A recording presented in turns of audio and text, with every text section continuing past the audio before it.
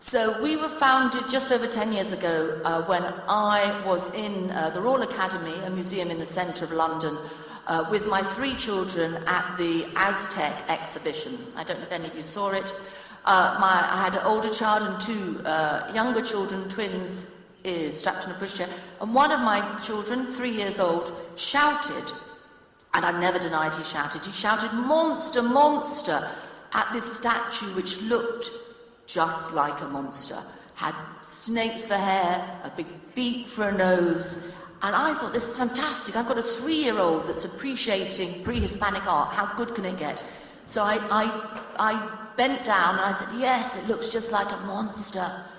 And at that moment, a room warden came over, a gallery assistant came over and said we were being too noisy and threw us out.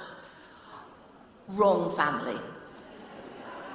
I was at that time a journalist with the Guardian newspaper, and 2 days later wrote a big piece in the Guardian about being thrown out of the Royal Academy.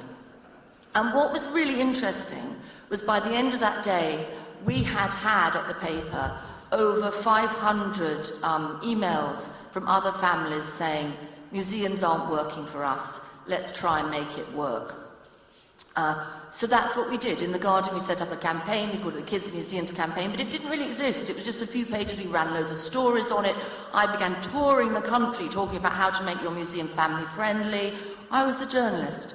I was called in to see the then director of the National Gallery in London. I'll never forget this moment, when he called me in and said, "We really like this Kids and Museums campaign, and we've been talking on our board about it, and we have some ideas of how we might work together, and I'd like you to take them back to your team."